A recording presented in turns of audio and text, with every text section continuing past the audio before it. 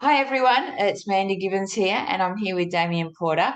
And I'm excited for this episode because it's been a bit of a while coming.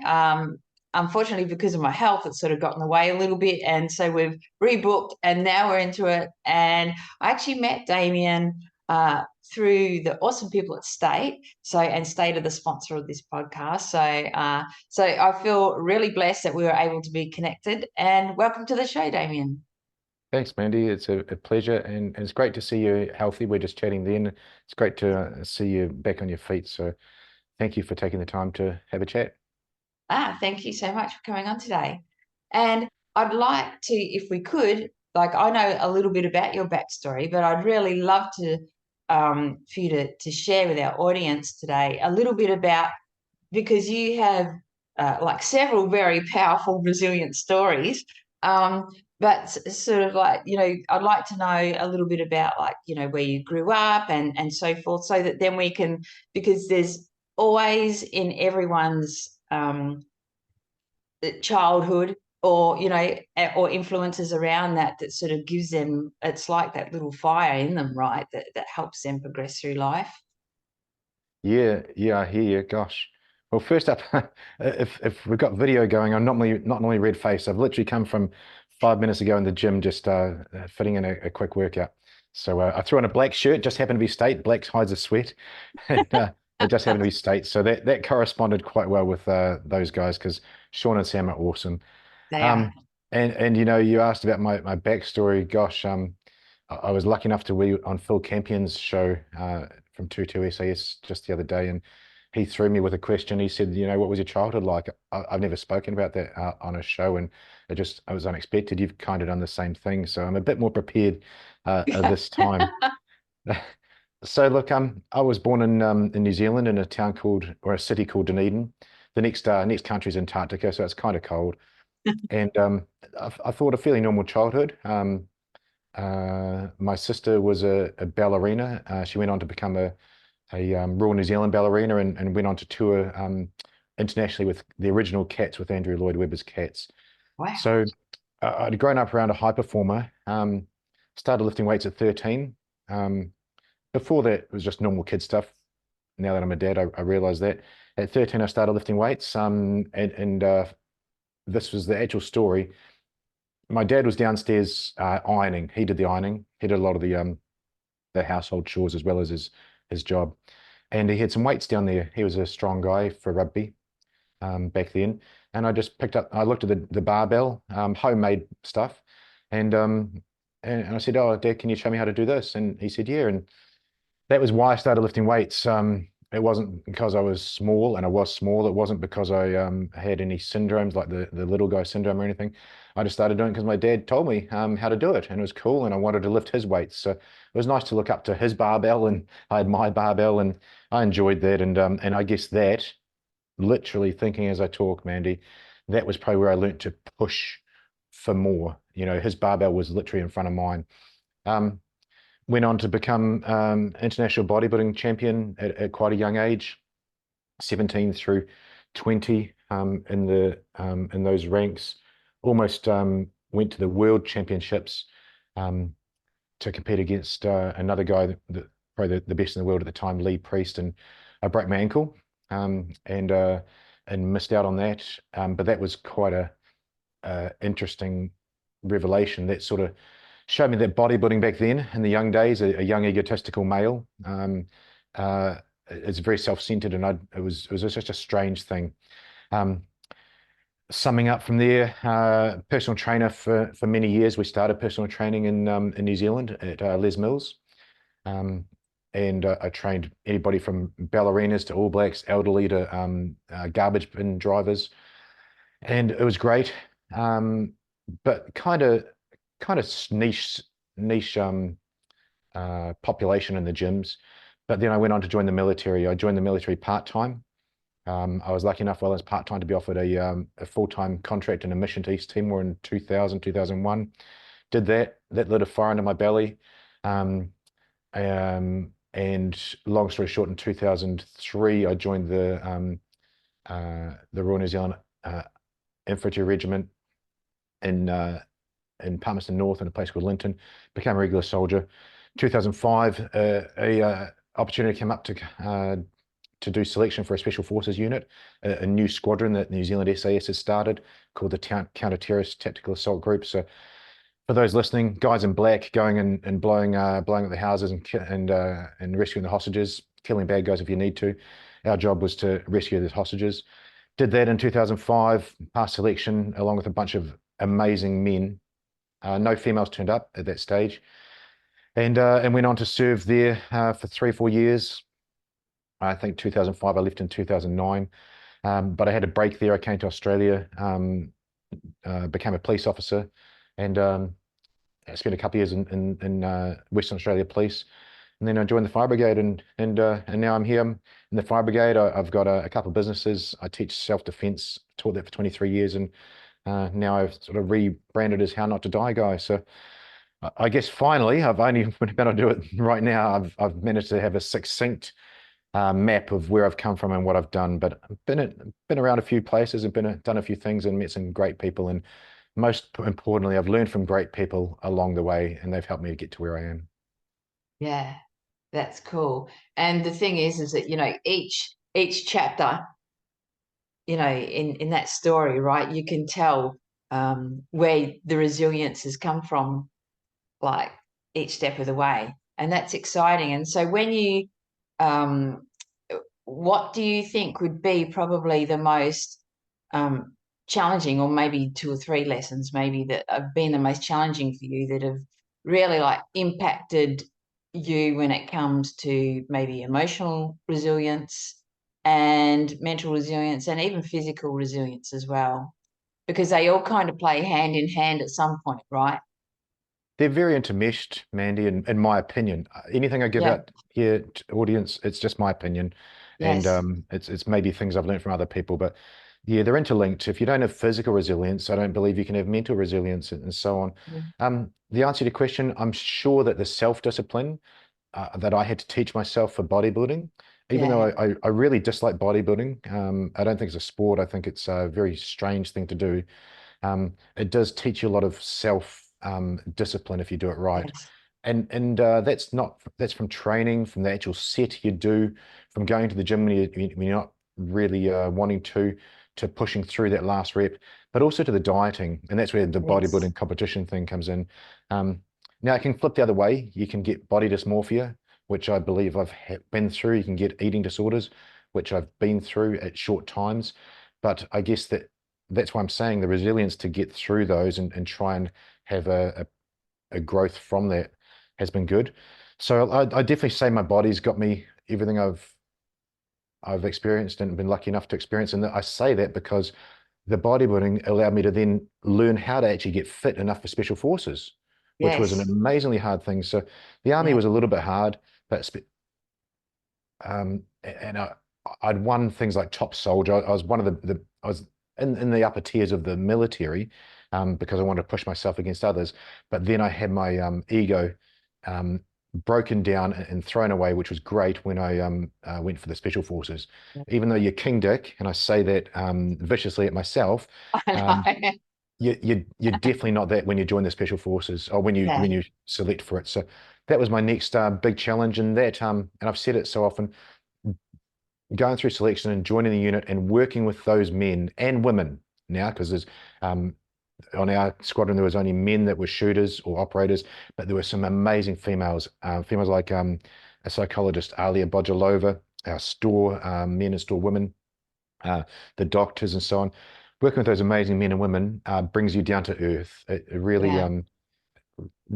and supports you as well. It's very uplifting. So you learn a lot of resilience there. You learn about the mission and putting everything on the line to do a job. And then afterwards, policing was a piece of cake compared to that. When you step down, it's quite easy. But afterwards, the transitioning from out of the unit, out of the special forces, and into civilian life, that really teaches you a lot of resilience if you make it. And a lot of people don't make it. A lot of people end up with either a bullet in their head or end up and not being here. And that teaches you a lot of resilience. And that was what I was leaning towards before talking about the bodybuilding is post-traumatic growth. And If you can grow Yeah. from that, growth means you're bigger than you were before. So Yeah. those are the three, to answer your question, three sort of crucibles that I went through that I Yeah. believe. And I never thought I'd be going through a crucible at 49 years old. I thought I'd sort of been through all those hard parts, but life's a journey. And as some amazing men and women say that have been through this, Chris Van Sant, Tom Satterley, Jen Satterley, all these people that have been through Delta Force and amazing PTSD awareness. Yeah. They all say they're a work in progress, and I say the same thing. Yeah, I agree. I don't feel like it's possible, and I don't mean, and I'm not saying it in a negative way, for you to ever feel like once you get to that point that you're done and dusted with your personal growth, right? You always think, oh, when I get to here, you know what I mean? And then as you start learning the lessons through life, you realize that you're never actually going to get to there. It's just going to be growing, growing, growing. That's not how men think, Mandy, at all. Now, I just noticed there's a courier at my door, so you might get a ding dong going on. Okay. Look, that's not how men think. I don't. Again, only my opinion. When I think I've cracked the code, that's it. Job done. Move on. But women are so self-reflective. I love that. It's great to Yeah. learn from them as well. Yeah. Yeah. That's it.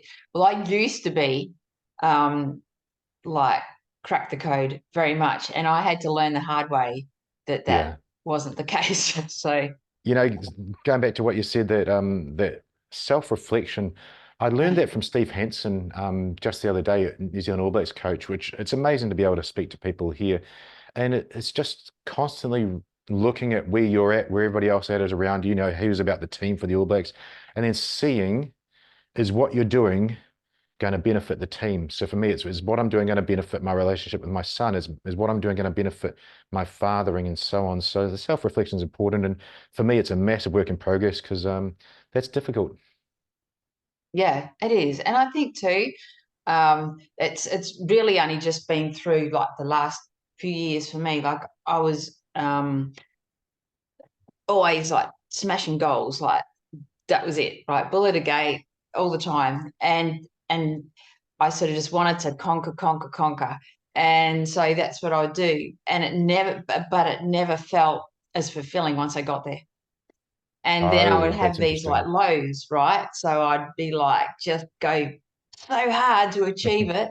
And then I'd get there and it's just like, oh, it doesn't feel like what I thought it would feel. I mean, it's great at the moment and you're grateful for it, but it's like I just go, what's next? What's next? What's next? Right? Because it never felt good enough. And so I think, thinking about reflection, it's been, yeah, probably just been the last few years that I really had to wake the hell up, right, and go, okay, you know, I've got to look at this from a different angle now. How am I going to do that? And so I'm grateful for that. Don't want to have to go through what I've been through again, but I'm grateful for the lessons that I've learned, right? Absolutely. What you're saying there reminds me of Tony Robbins, and he'll throw lines out and quotes out and things. But Tony Robbins used to say, if you're the type of person that says, "I'll be happy when I go on holiday, Yeah. I'll have a rest when I go on holiday," then geez, your life is going to suck between now and then. So, Yeah. um, Yeah. a, That's true. a good friend of mine, Todd Bowler, world record holder, Yeah. um, he doesn't get satisfaction from the finish that you said. He, Yeah. he gets satisfaction, and so does David Goggins, and I can go into that. And he gets satisfaction from the doing, which Yeah. is easy to say. I think amazing if you're bred that way, and Goggins and Todd are, but that's the what who's the guy, Andrew Huberman, says that's probably the eureka moment, the Pandora's box. If you can tap into Yes. enjoying the actual process rather than relying on the end result, then Yeah. you're going to have a great life. That's sure. I think that does come from um, that helps having that discipline that you were talking about as well, right? I think I learnt um, discipline a lot myself, and so I knew how to just be super, super dedicated and just, but I still had that end goal that I wanted to win, right? That was, and especially if someone said to me, "Oh, you can't do that," then I'm like, well, fuck you, eat my Watch dust, me. like, you know what I Watch mean? me. Like, yeah. And so, and that kind of would help me along the way appreciate the steps, right? So, I think, you know, having discipline and not only that too, like, you know, for yourself, having that when you're young, that having that inbuilt into you and being able to enjoy that, that would have come in so handy for you, especially once you're in special forces, right? Because once you start moving into that's like a whole different kettle of fish for you, right? Yeah, So absolutely. it's all these little, that's what I'm saying, it's all these little things that you sort of get to move forward with into your next chapter. And so when you were transitioning, you know, out of that and then into the police force, what was that like to you? Because, you know, transitioning back into civilian life can be really traumatic. And Yeah, it can. so how did you handle that? Look, I literally went straight to the police academy, essentially in a very short period of time. So that was pretty easy. You got structure, Yeah. which is what we have in the military. Even the special force, we have structure. Um, and you've got goals. You're task orientated. Like it'd be like pass this test, and I was trying to top all the tests and top all the subjects and things. So that was pretty easy. It was like I hadn't fully left and just trying to sit in an office or try and get a job or something. Um, what was hard, and I mean really hard, and then it was even worse with the fireys, joining the fire brigade at the fire school. That was terrible. Um, is the people around you didn't have the same drive. They didn't have Yeah. the same standards because in the special forces, we are at a high standard, and there'd be some other people that were like light years ahead of you, and you're still trying to be like them. You know, like I said, you're King Dick in the normal army, and now you're literally lowest of the rung. But you're at the lowest of the rung, you're better than every other human. And I don't say that arrogantly. No, We no. have to do that and Yes. have to have that mindset. So in the police academy, which I still laugh about that they call it that here in Western Australia, for those oldies, remember the movie. Um, Yes. it was fairly easy, and then doing the job was piece of cake, because you're not shooting people, you're literally talking to people. It's easy to step down. But Mandy, when I then went into the fire school a couple of years later, those people are not motivated to the standard. At least policing, you knew, was life and death. Yes. The fire brigade was really hard because you got people from all walks of life. Um, when I was in the fire brigade, that was great because you're all like-minded now. But overall, the answer to your question, it wasn't until a couple of years after that, so that's 4 or 5 years out of the military, out of the special forces, that it suddenly hit me like a wall of bricks falling over, that this was happening, that transition ning from that identity, from that purpose, was occurring, and that loss is huge. So, I mean, I interviewed Nick Caldwell from the Australian SAS here and from the Mill Gym, Yeah, he's and great awesome. guy.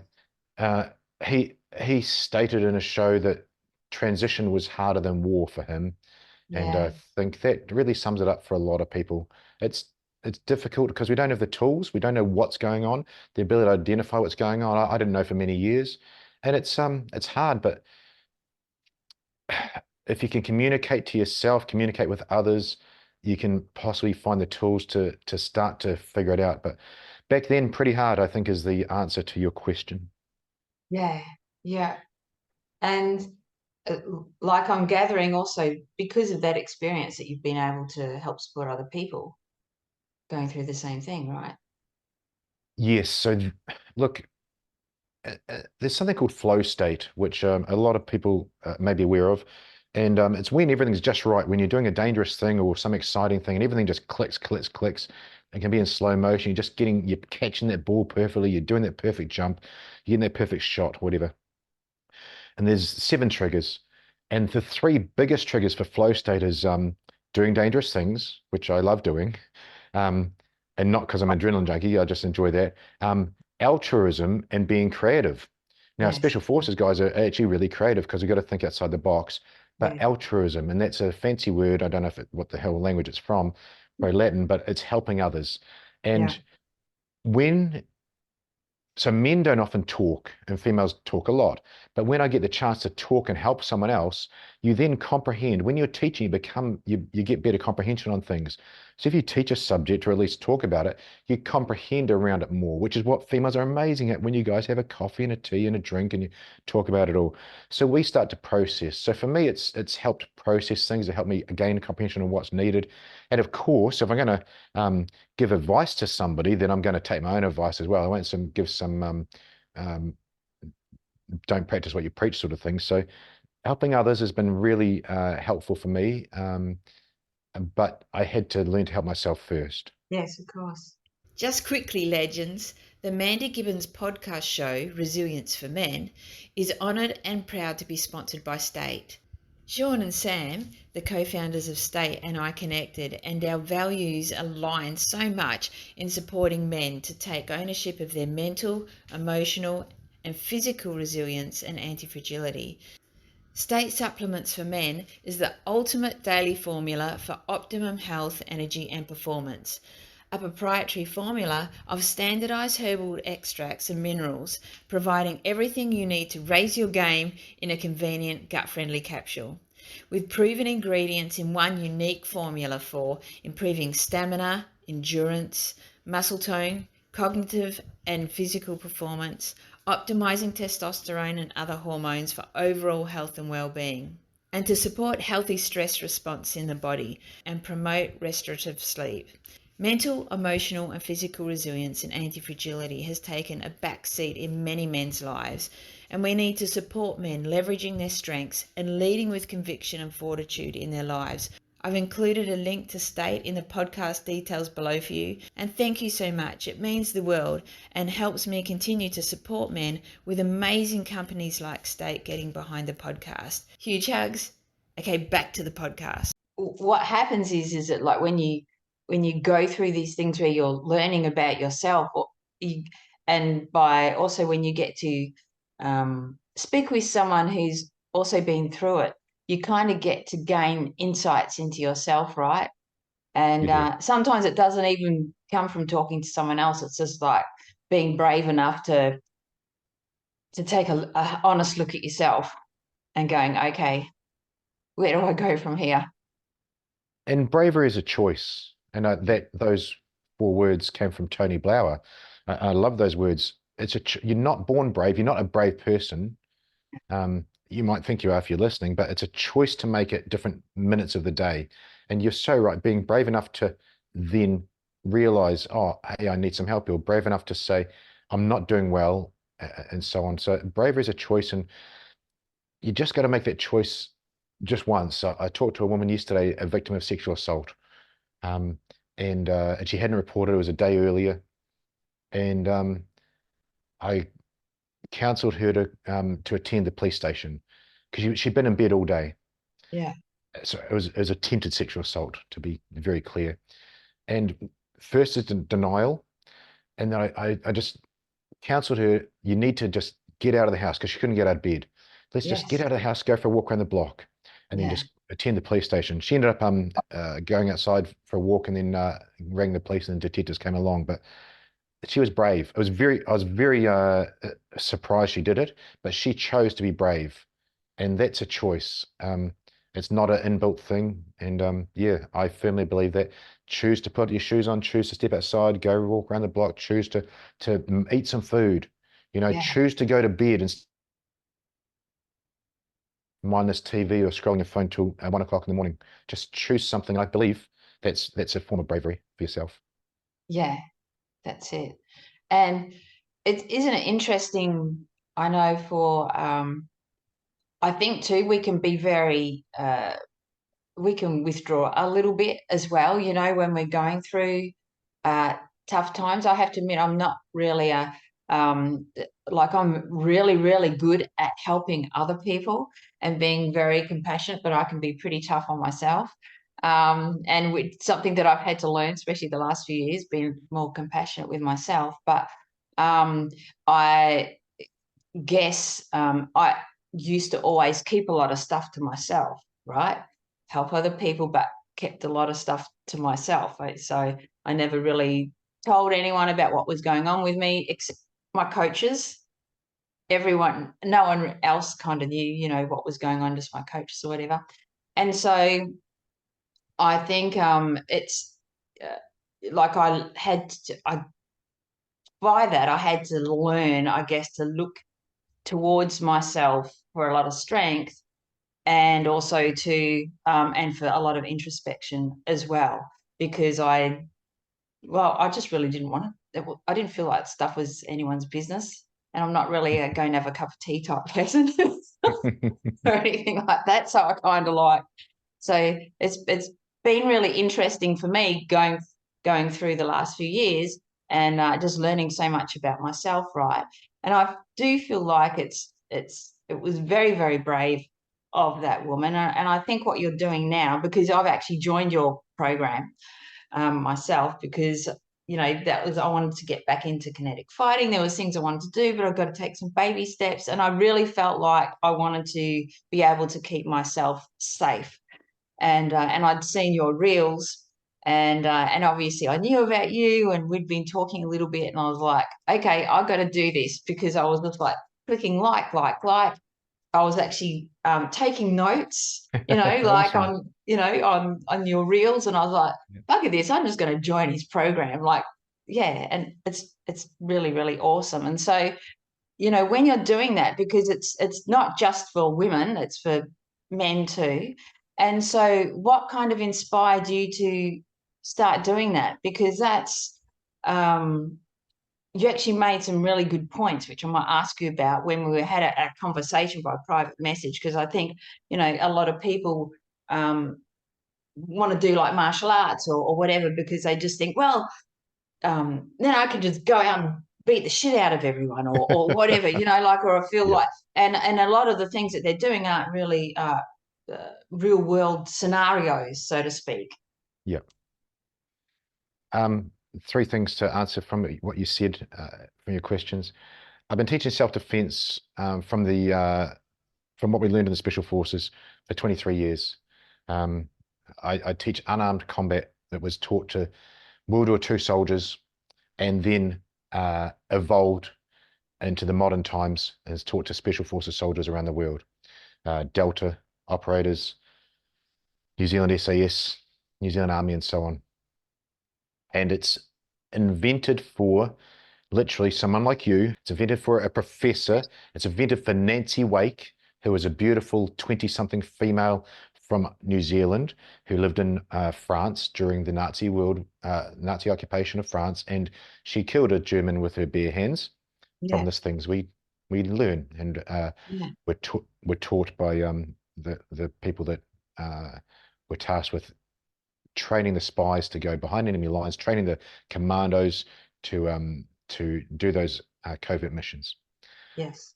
If it's self-defense in a fight, in a real situation, the guy isn't going to go, right, Mandy, let's go, I'm going to punch you in the face. He's going to grab Mandy from behind. He's going to do the bad things to her. You don't know it's coming, and unfortunately you failed in your situation awareness because he's better.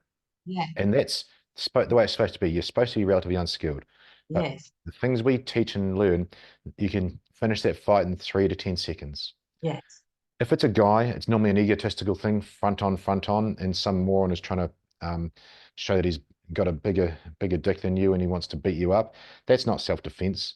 You can probably walk away, or if it does happen, I can teach you how to not get killed, you know, how not to die, and to be able to protect yourself and eliminate that threat. But for me, it's teaching the people who need it from those bad guys. It's making a bad guy change his mind. If that's you crossing the street and he changes his mind, if it's you driving away when he road rages you and he changes his mind, or if it's you shoving a pen into his lungs and he can't breathe ever in his life again, that changes his mind too. And I'm pretty passionate about good people not getting hurt by bad people. But what inspired me for the current part, I racked my brains for a few years how I can use my Special Forces training and police officer experience to help others. And I came up with, I said I've taught this for so long, not many people take it on board, but I came up with a fairly user-friendly way to demonstrate on social media. And, you know, I don't teach the brutal things, but I do teach the things that, oh, this isn't too confrontational. I can do that. I can see myself doing that. I can, you know, drive my car away or do whatever I've put in the reels. and I enjoy it. It's been a puzzle trying to get that message across the right way. And the last point you had three was versus the sports. Again, if you're a guy and you want to go and learn to beat someone up, sure, go to MMA gym, go to boxing and do those things. But now you're running the risk of going to jail. Yes. Because you're going to get in a fight with a guy, and what if you crack him and he cracks his head? And it's going to take a long time. But when you're an 84-year-old male with his 82-year-old wife that I was lucky enough to teach at one time, a group of elderly people, I can teach you things that you can do to stop yourself from being mugged, stop yourself from being carjacked, to stop yourself from being stabbed in a playground, all these things with not having to go to that UFC gym, not having to go to that 𝗏𝗺𝗃𝗀𝗃 place, not going to learn that BJJ, because these people can't even raise their arms above their head. They've got lack of mobility. They sure as hell can't run. But they've got to be able to do the job. And that's the difference in what is taught to us as combatives in military combat. Yeah. Yeah. I love so much about that. As soon as I signed up, I started devouring it. And I just thought, this is really, really good, because straight away I could see that it felt like real life situations that you could handle, rather than having to learn a whole heap of other movements or skills, you know what I mean, that sort of like would benefit a sport in some way, but not necessarily. And under pressure, it's difficult to recall a bunch of things. If I can teach you one thing, Mandy, that's going to be pretty good. If I just teach you one thing, it's pretty good for most things. That's better than teaching you 10 things that are amazing when you can't process that under pressure and choose the right one. It's got to be replicatable under pressure. You have to have been taught how to use it under pressure, and it has to be based on basic human movement. Kicking someone in the head is not a basic human movement, neither is jabbing someone in the face, but pushing someone away is a basic human movement, and stamping someone's leg to get broken on the ground is a basic human movement. And so is headbutting, so is biting, all those things. So it has to be repeatable under pressure, and that's the difference. I can teach you all these skilled things, but we also have to teach you the reality of it, and be able to teach you to turn what Jeff Nichols said the other day, a SEAL Team 6 guy, to bring out the Incredible Hulk when you need it. Yes. Yeah. That's it. And I think too, it's like people are very afraid of physical confrontation, right? And rightly so. Yeah, of course. And I mean, it's kind of, I love martial arts, especially when kids are able to start doing that young, so they get used to BJJ and stuff, where they're able to get physical with each other and be comfortable with that, right? Yes, I think that's really, really awesome. And I think so many people are afraid of that, and that's what makes it even more scary, right? And why people sort of they want to learn it, but they're also afraid of learning it as well, because then they're also confronted with the fact that they're afraid of confrontation. You nailed it. That's what I was getting past so far for the first 20 years. I agree with you. I love the fact that kids do BJJ, because then confrontation is just a physical thing now. It's not an emotional thing. Some kids mean to me, and I put them down the ground. I think that's great. But in self-defense, you are realizing that there's a chance to get hurt here. But that's the whole point of what you're learning through the beginners courses. You're learning confrontation, stepped up further and further in a safe environment. And when I actually do the in-person courses, which I love, there's always tears from at least one person in the group. And I love that, because it's great to have those tears in a safe environment with someone who's safe, surrounded by safe people. You've chosen to do that, and we can actually talk through those feelings, because I'd rather it happen there than on the day when it's a surprise. And you got to be empathetic and real to those people, and I think that really is of value. Yeah. And do you find,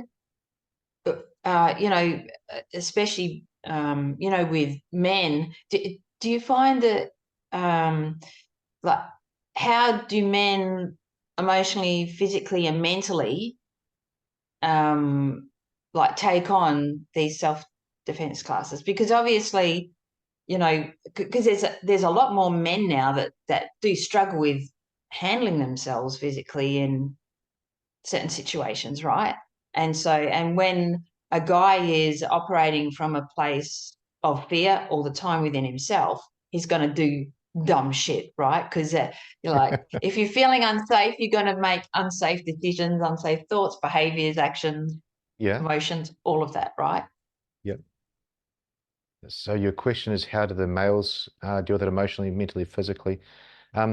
Yeah, if there's somebody who's hasn't been exposed to fighting, again, going through it in the courses is much more value to them, and they do the dumb stuff in the course, and then I say, right, that's that. Now we're going to practice the right way because we don't want to do that on the day.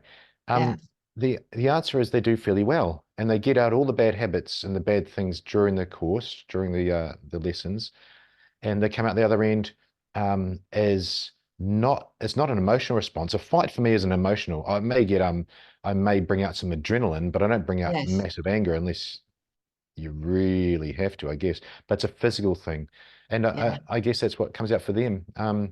The ones that have fought before, it's just adding on skills to what they do. I had a female who was a BJJ champion, West Australian female champion. And she was easy to teach, and I just added on skills to what she learned. It was great to just plug in those things.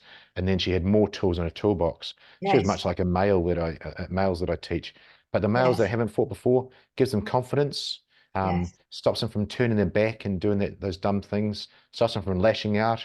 We'll do some drills, and they do something that's literally, especially if they're young, they just do something that's young and dumb. Okay, yep, talk me through why you did that. Okay, now this is what happens when you do that. And then they just go, oh, well, that means this happens, which is bad, and this is bad, and this is bad, so I won't do that. So it's just like anything, they're learning the right things and more importantly, the reasons behind it. I always say to people in the class, if you ask me a question, I can't explain it, I'm either full of shit or I don't know, and I'll find out from the Master Chief Instructor.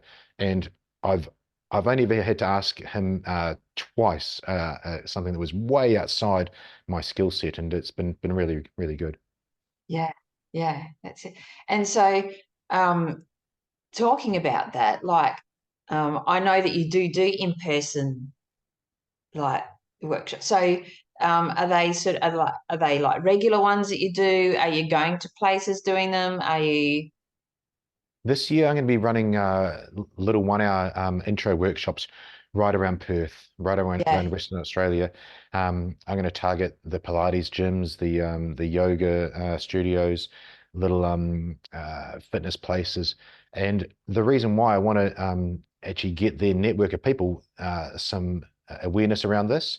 It's a win-win for the clinics, for the studios, and so on. They get their duty of care. They get to get their members something different, something of value, and they don't lose anything. They're not going to lose any members to me because I don't run memberships. And I really want to position myself as the subject matter expert here, not just online, but in person, and then be able to run with a warm audience more of the online courses, film some more advanced courses, and of course do some in-person workshops, the 4-hour classes as well. The answer to that, I run them probably once or twice a year. It's always dependent on how many people are interested.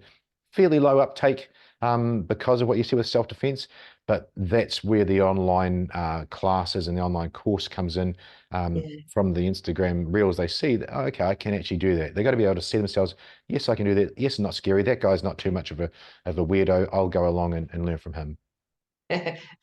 That's true. You definitely don't come across like a weirdo. So. Thank you. And I was going to ask, in regards to, you know, when you were transitioning out of special forces, like how did you go, like, you know, because you're police and then you're into fiery. So how does that go with your personal relationships, whether it's romantic relationships or friendships and so forth, like, because there's an emotional component when you're going through that time, right? So were your relationships affected like that, or did you find it challenging making new friends, or what was it like? Like trusting people or camaraderie? Yeah, so there's three things there: camaraderie, friends, and romantic. Camaraderie comes from the same mindset as people in those jobs. So one of the guys in the fire brigade, he was a support staff at SASR, Yeah, and we've been friends for 12 years, and even though we don't see each other all the time, you're still exactly the same as you were. So that's good camaraderie. Um, I'm lucky enough at my fire station. A couple of guys ex-military, and we get that as well. On the same, just being on that same mindset says good bonding / comprehension of each other there. So yes, camaraderie is there.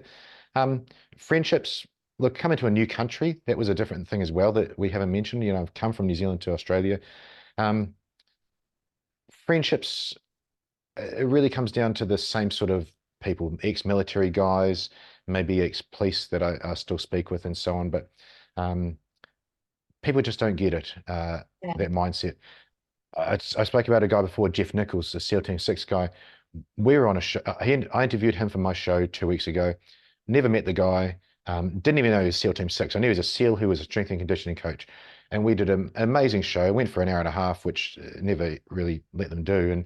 And we're good friends now because we just speak that same language. There's a lot of unsaid things that is understood. And when I come across those people like Nick Caldwell that I spoke about, you just get each other fairly well.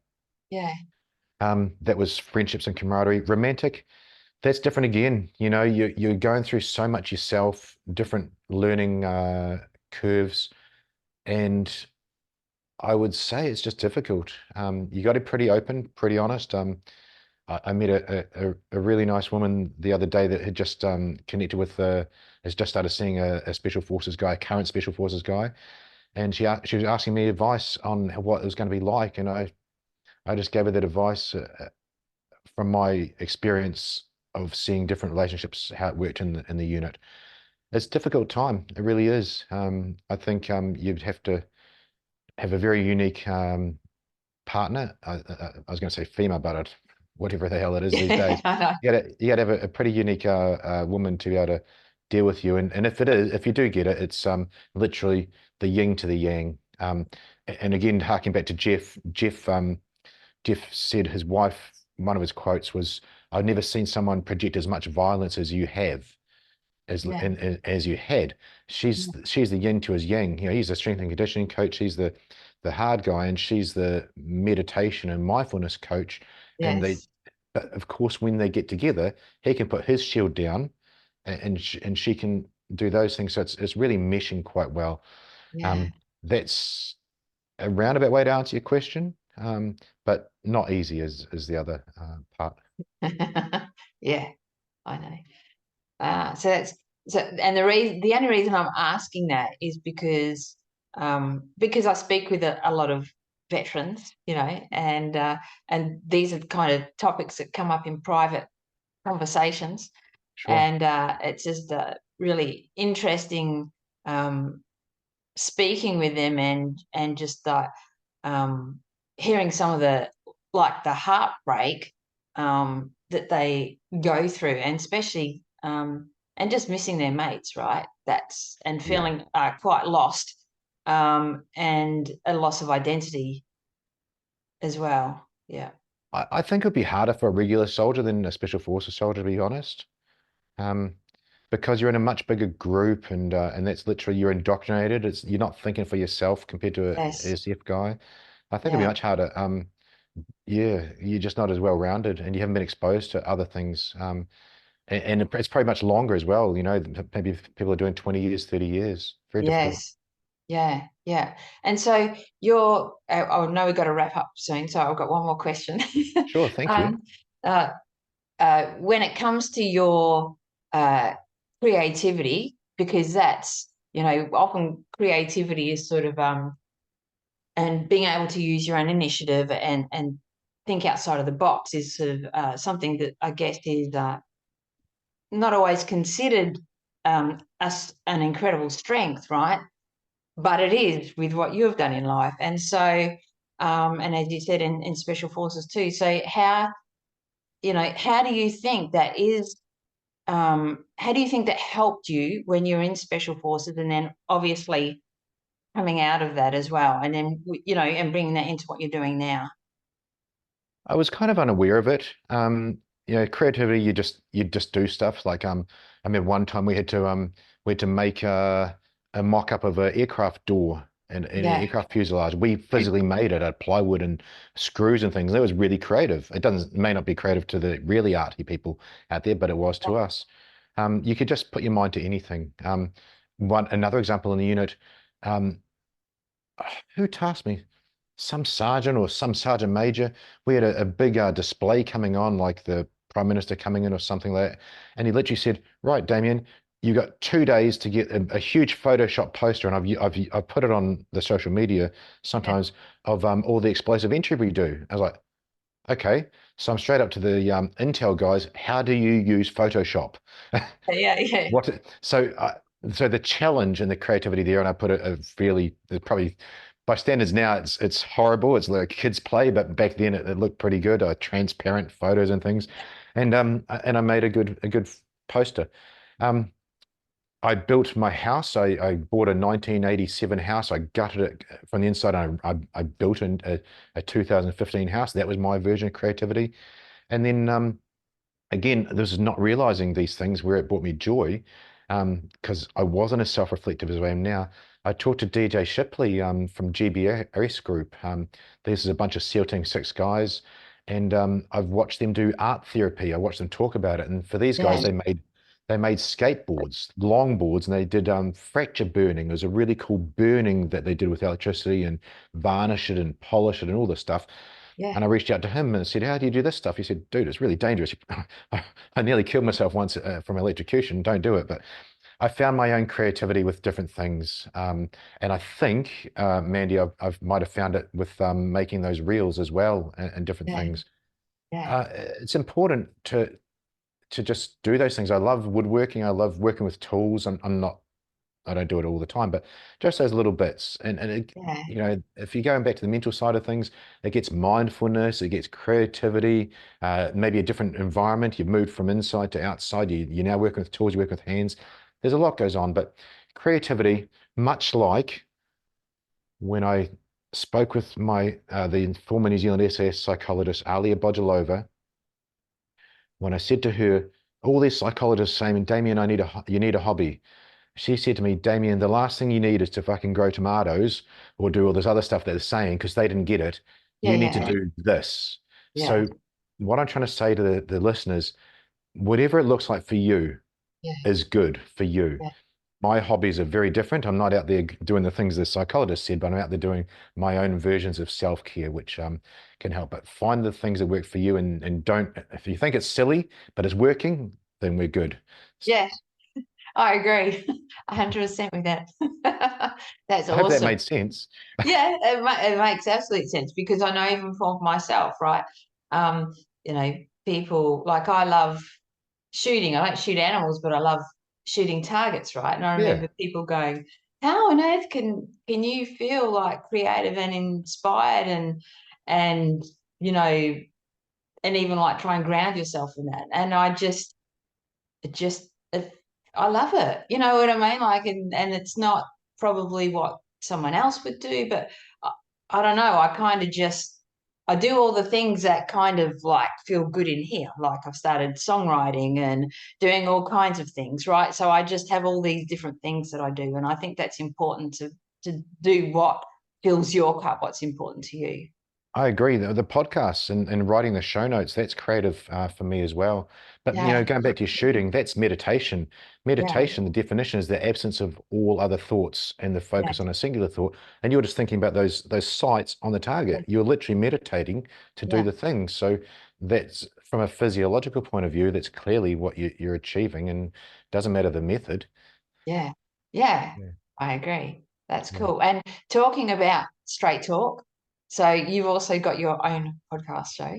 Yeah, Straight Talk Mind and Muscle podcast. It's a good title because it's long, so that's not good. But the mind and muscle part covers everything. You know, I'll interview a psychologist, then I'll interview a world record holder, then I'll interview a bodybuilding professor, and then I'll interview Gosh, who's up next? A veteran. So the Mind and Muscle podcast can really go through all the different genres. I enjoy it, and I don't say it lightly because it's a respect to the guests. I interview the best people in the world at what Yeah. they do. Yes. And there's been a couple up and comers too. I can see where they're going, but they're amazing guests, and it's an honor to be able to share space with them. That's awesome. And so obviously I'll include all your links, with this podcast. But what's the easiest way for people to reach out to you and check out your awesome, creative, epic reels? Thank you. I love that you said that. I might have to use that. What's the easiest way to reach out to you? Yeah, look, how about this? Google "How Not to Die Guy," and if it comes up on Instagram, then you can reach out to me, and then it'll come up the website. But just Google "How Not to Die Guy," punch that into whatever little devicey thing you got, and it'll come up. I'm easy to contact. And people message me all the time on Instagram, and I get messages each week from people in some strife and some thank you messages as well. I had one that I'd saved his life from him watching one reel.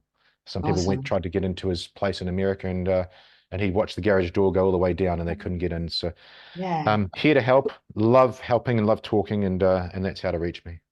Awesome. Well, thank you so much. And I'm just making sure he's staying in the time slot here so Oh, you can you're get to your amazing. next appointment. So I appreciate you coming on today, and it's been incredible catching up, and I kind of feel like I kind of know you from our conversations, and now it's so lovely to meet you face to face, so to speak. Thanks, Mandy. You're really good at this. I've been on a lot of different shows. I've been honored to be on a lot of shows, but you're really easy to speak with, and you got Oh, really thank you. insightful questions. It was really a pleasure. I appreciate it. Oh, thank you so much. I value that big time. Awesome. Well, big hugs, virtual hugs. And Nice. and thank you so much for coming on. And thank everyone for listening. And don't forget to go and check out Damian's Instagram and so forth. And I'll make sure I include all the links to him underneath. So see you later, everyone. Thanks so much, Damian. Thanks, Mandy.